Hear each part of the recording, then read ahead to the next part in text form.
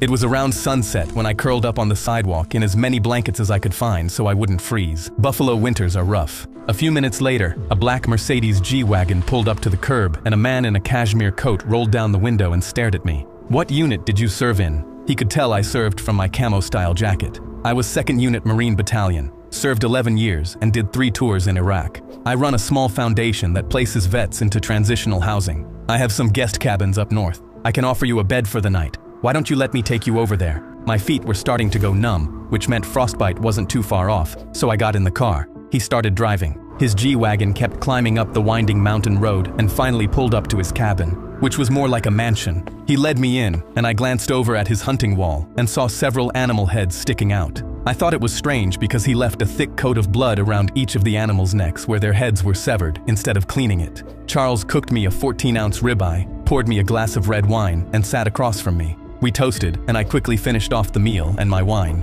I was so blown away by this man's hospitality that I stood up and hugged him. After dinner, he showed me the guest bedroom. "I'll see you in the morning, soldier. Wait until you see what kind of surprise I have for you for breakfast." The sheets and pillows felt like white fluffy clouds. I woke up at sunrise to the sound of my door opening and I sprung up, excited. I thought he was about to bring me breakfast in bed. Then Charles and 3 men walked in, each one of them holding different weapons. In all, there were 3 hunting rifles and 1 compound bow. My first thought was, "Aw man, I hope they have a good rifle for me to join the hunt." Then I felt a shiver run down my spine when I saw Charles pointing his rifle right at my face. "Good morning, Jake. Are you ready to be hunted?" Yeah. Is this some kind of joke?" "Nope. Nothing funny about the type of sport we play." I stayed as still as possible, beyond horrified. In the Marines, we learned to cover our emotions, but I was dying inside. I really liked the guy, and that annoying, nagging voice telling me that this was too good to be true was right again. Behind Charles was a beanie-wearing guy that was built like a refrigerator with a compound bow over his shoulder, an older gray-haired man with a shotgun and tactical vest. "I take it, you guys have done this before?" They all shared a perverted giggle, and Charles got closer to me. "Only 26 times before you. You inquired about what was in my treasure chest? Trophies of the dead." He said it so proudly. "We try to get out at least once a month and place our bets. How much is in the pot?" $2 million. Whoever takes you first, wins. We split it 4 ways if it takes more than one of us. I was morbidly curious. "Do you mainly target homeless folks?" Charles nodded. "They're the easiest to lure in, and I think I'm about done with the questions. Here." He tossed me a pair of work boots, a wool jacket, and a cheap utility knife. "You get the basics. We're not complete animals. How about a little breakfast before we start? How about a bullet pancake instead? Time's ticking, you loser bum. Go." Charles clicked his stopwatch. "You get a 10-minute head start." I slipped on the boots, grabbed my jacket, and sprinted out. Outside, I hit the tree line and noticed a maintenance shed about 40 yards behind Charles's cabin. I went around the cabin in a wide arc through the trees so they couldn't track my footsteps in the snow and came up on the shed from the back. I broke the lock with a fist-sized rock. Inside on a shelf, I found a roll of small paracord rope, a hatchet, a coil of 14-gauge electrical wire, binoculars, and a long-handled garden spade. I wrapped all of it in a tarp and slung the bundle over my shoulder. I had 8 minutes left before they started hunting, and I needed to get on higher ground to study them. They thought they were giving me a head start. They were giving me my workshop. I headed north and uphill, into terrain that I could read, and at the very top of the first ridge, I lay flat and watched the cabin through the binoculars. I watched the 4 of them gather their gear, split up, and start the hunt. Charles carried a bolt-action rifle with a scope, and he moved the way old hunters move, slow, patient, and reading the wind. I could tell that he moved in a relaxed, calm, calculated way, making him the most dangerous of the 4. The older guy with the shotgun moved through the trees like a man who'd spent every November of his adult life in snow country exactly like this. He was also very methodical because he knew he couldn't move like a youngster anymore and relied solely on his strategy. He'll also be a problem and won't act erratically. He was hyped up on energy drinks and coffee and was going to be the easiest simply based on how impulsive he was. The quiet beanie-wearing guy that carried the compound bow approached my position first. He thought that if he was very quiet, I wouldn't ever see him. Man, was he wrong. He closed the distance towards me the fastest, and that impressed me. He tracked my deliberate boot prints up a frozen creek bed about a quarter-mile north of the cabin. That was exactly where I'd wanted him to go. I was luring him into what we used to call the rabbit trap in my unit. I know it well because I got caught in this trap in basics during a training exercise. I saw him steadily approach my position. Then before he got too close, I rigged a shovel that was tied with a wire between 2 trees and propped the blade of the shovel pointing at chest height. I covered it with a few branches and leaves, then tied another wire across the trail in front of the shovel at ankle height, so if he stepped across the first wire, the shovel would propel itself into his chest. I made sure that my tracks that he was following led him directly into the booby trap. Then, as a backup, just in case the trap failed, my backup was me and my hatchet. I climbed up the nearest tree that was about 5 feet away and waited for him. He worked his way up the snow-covered hill and was just about to take a step across the wire, but he stopped cold and saw it stretched below him. I was impressed. The guy had a smart hunter's awareness. I realized that I had to act fast, so I leapt down towards him with my hatchet raised high. He twisted towards me at the last split second and got one shot off with the bow at point-blank range. The tip of the arrow barely grazed me across the left side of my ribs. I slammed the hatchet down into the side of his neck. He dropped his bow, keeled over in the snow, and clutched onto his wound. He coughed and choked up blood that sprinkled the snow, took his last few breaths, and died staring directly at me in shock. I always liked it better when the enemy fired at me first, with the intentions of killing me. It made me feel a lot better when I took them out in retaliation. I still get haunted by the ones that hesitated and never fired at me. This first asshole was easy work. I checked to make sure the others weren't anywhere near, then grabbed a handful of snow and packed my wound. Snow is natural ice and perfect for this type of injury. I stuffed strips of my t-shirt into it and bound it with paracord. It was bleeding through my makeshift bandage wrap in less than 2 minutes. I took his compound bow, his arrows, his lighter, his hunting knife, his radio, and his jacket. I put it on over my own. The dead man's radio crackled in my ear, and Charles's voice came through. "Walcott, check in." "Walcott?" I chimed in. "Walcott's not here right now. Go ahead and leave a message and I'll be sure to give it to him." "Oh wait, he's a little busy right now, down in hell getting rammed in the ass by Satan." The silence on the other end was thrilling for me. 1 down, 3 to go, shitheads. I hiked half a mile east. I got Walcott's body and dragged it about 60 yards uphill to a pine tree with a clear sight line down into a ravine. So much of this game is about planting questions in their heads. What's real? What's a distraction? Where is the attack coming from? Creating that unpredictability is what separates the pros from the amateurs. I propped his body up, sat him down against a tree, and arranged his arms to look like he was a man taking a break. I put his hat on his head and threaded a length of paracord through his sleeve and ran it 60 feet down the slope to where I was going to be, so I could twitch his arm from a distance and make a corpse look like a wounded man trying to raise his arm and signal for help. Then I clicked on Walcott's radio, and in my best older man voice, "It's Walcott. I need help. I'm injured." I doubted they would believe that transmission, but I wanted to give away my position, especially to Marsh. I had a hunch he would want to a hero, and I was giving him that opportunity. Then I hid in some thick bushes and waited. Like I thought, Victor Marsh approached me fast. He had used his scope to see Walcott's propped-up body and wanted to be a hero, so he stormed in to save the day. "Way to go, Superman, you idiot." He stopped about 20 feet in front of Walcott and realized that he was dead and that this might be a trap. I aimed Walcott's compound bow and fired an arrow at his head. At the last split second, he turned to me and ducked. The arrow grazed the top of his head, taking off a chunk of his hair and the skin on the top of his scalp. He yelped out in agony and turned red with rage. I loaded up another arrow into the bow, looked up and saw that he was gone. A small trail of his blood led towards a cave. It was now time for me to become the hunter. I quietly made my way towards the entrance and saw the blood specks lead inside. Based on how impulsive I knew he'd be, I grabbed a rock and tossed it into the cave and heard him fire off 2 gunshots. Itchy trigger finger anyone. Then I thought, shit, that might alert the others, so I needed to be quick about this. His hollow voice came out from inside the tunnel cave. "I bet you think you're pretty slick, don't you? I did give you one hell of a blood-soaked mohawk. I missed my calling. I knew I should have been a barber. And you may want to consider going on America as top model with that look, pal. You're real funny." I was the class clown in high school.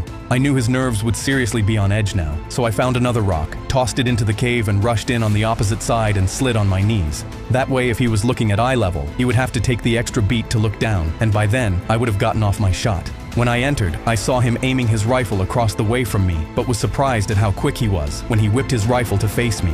At the exact same time, we both fired our weapons. His rifle caught me across the right side of my thigh as my arrow stuck directly through his eye socket and out of the back of his head. He dropped to his knees, trembled, and died. I heard his radio go on with Charles checking in. "Marsh, you there? Come in." "Marsh?" I grabbed the radio. "Hey there, this is Marsh's executioner. He's unavailable right now due to being overly anxious and just being an all-around c**k. Go ahead and leave a message and he'll never get back to you." Once again, the silence was wonderful. Then Charles still had to ask, "Blanchard, you good?" "I don't care if he hears me." The gray-haired man, that must have been Blanchard, chimed in. "Yeah, radio silent. Repeat, radio silent." "Aw, come on guys, we were all having such a lovely conversation." Charles couldn't help himself. "I can't wait to see the look on that smug, arrogant face of yours when I blow your fucking brains out, you little piece of shit. What happened to caring about those that serve this country, you corrupt rich prick? I don't give a shit about any of you. That's the most honest thing you've said. Come and get me, guys. I'm waiting for you." I hung up and took off around a snowy bend.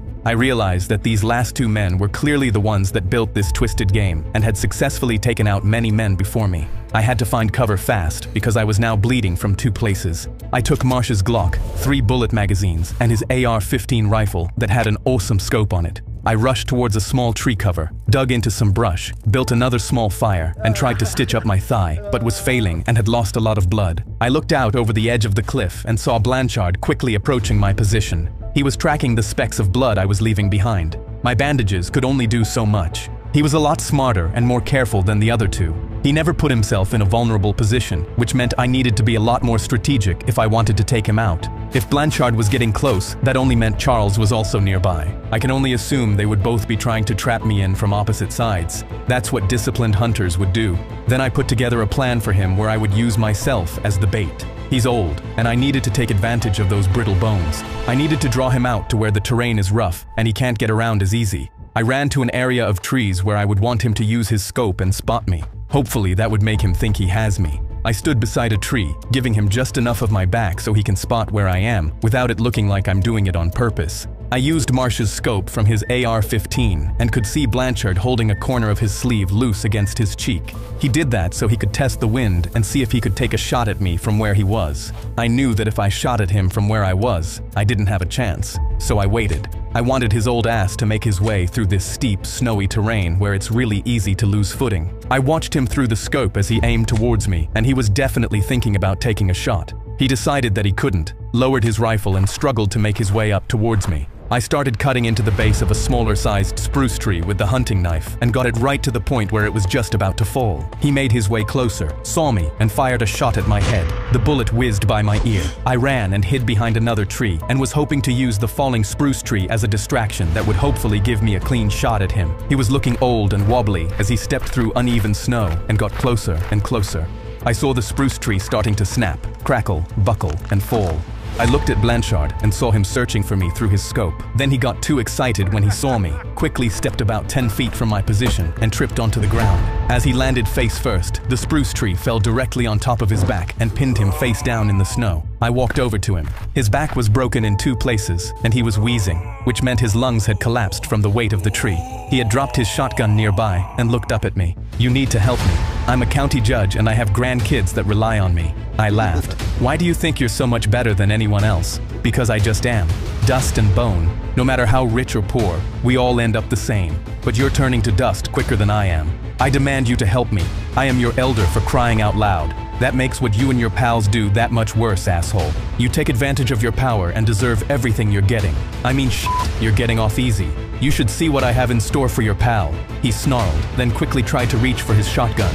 I stepped on his wrist and blew his head off like an exploding watermelon. I rarely got a lot of satisfaction from killing, but that one gave me the tingly winglies. I started feeling really weak and woozy from blood loss and very little water. Plus, my adrenaline was waning. I searched his pack for any supplies and saw that he was out of water and had no food. I needed to somehow refuel and tend to my wounds. I didn't see Charles anywhere, which made me nervous because I knew he was watching me from somewhere. I came around the edge of a ridge, maybe a half a mile away from a lake at the bottom of his property, and I found a hunter's shed hidden behind tree cover. I very carefully aimed my gun, kicked the door open, and saw no one. I checked for booby traps and cleared it. Charles had built this place, probably for his previous hunting games. Inside, there was a small propane heater, a thermos of coffee that had gone cold, and a granola bar. I ate it fast and warmed my hands. The radio in my pocket clicked on with Charles's cracked, troubled voice. "I bet you think you're pretty special, killing an old, fragile man like that. Now that's comical. You assholes poked the hornet's nest and now you're the victim.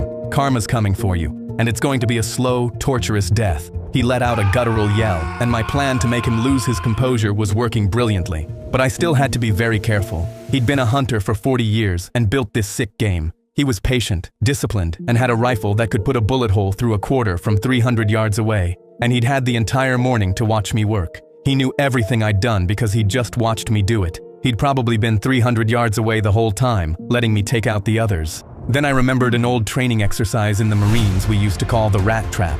I went outside, looked around and didn't see him. I needed to quickly set up my trap, so I started collecting wood and set up a tripwire 5 inches above the ground across the cabin door to be a decoy for something much worse. I laid out a few blood trickles so it would look like I went into the cabin. I spoke into the radio. "I found your cabin.